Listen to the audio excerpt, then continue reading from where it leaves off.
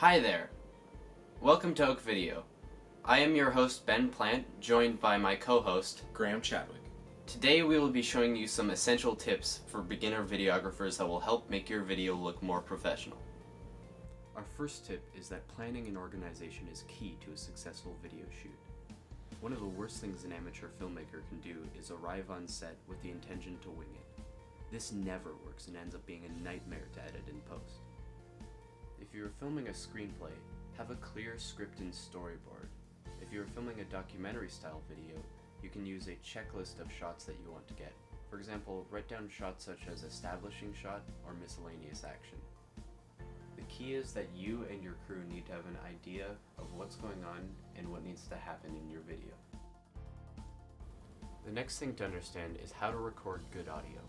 Audio is one of those things that you won't care about unless it's terrible, and it's very easy to record terrible audio. Fortunately, it's also very easy to record good audio. The first thing you can do is never record audio directly from your camera's mic. Cameras usually have bad mics that are prone to picking up wind and can sound disconnected from your subject. Use an external mic whenever possible, and if you're filming outside, put a foam windscreen on your mic and wait till wind dies down to begin your recording. If you have multiple types of external mics, use the right one for the job. A directional shotgun mic like the Rode video mic will pick up audio from a much smaller angle in front of it, allowing you to get a much more directional recording.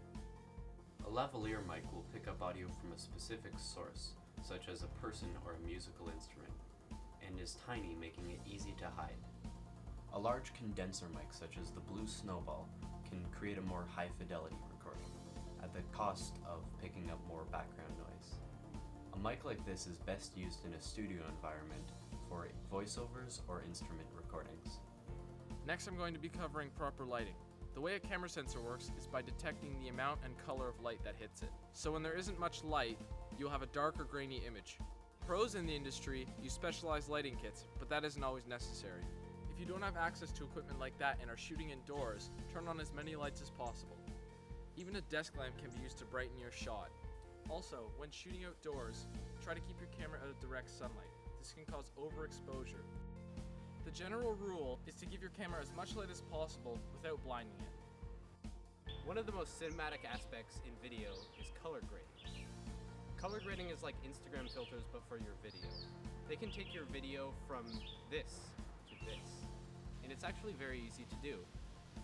The general idea is to correct the color of your clips first so that they match and that the exposure is correct, and then apply a color grade so that it matches the style of your video. In iMovie, put a clip into the timeline and then select the clip and open the color grading tab at the top of the preview.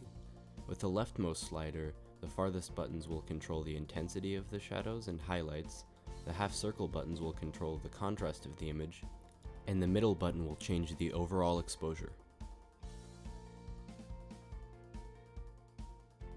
The next slider controls the saturation of the image, how much color is in the image.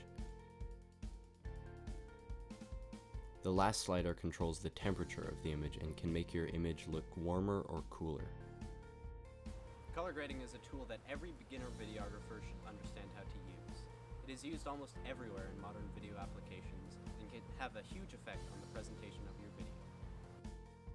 One of the most professional looking aspects of video is how stabilized your footage is. Shaky footage can be excused to some extent, but it can have a huge effect on the quality of your video. A tripod is the easiest way to stabilize your footage.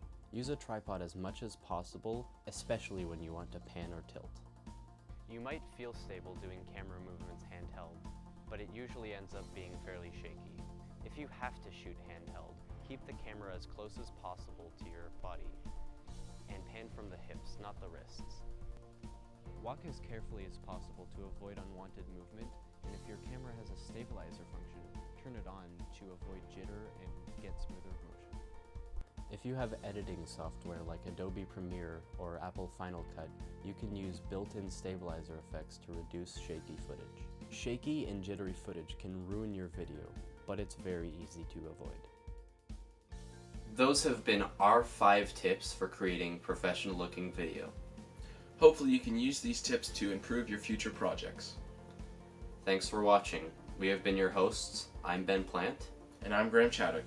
See you next time on Tip Top Tips for Good Videos.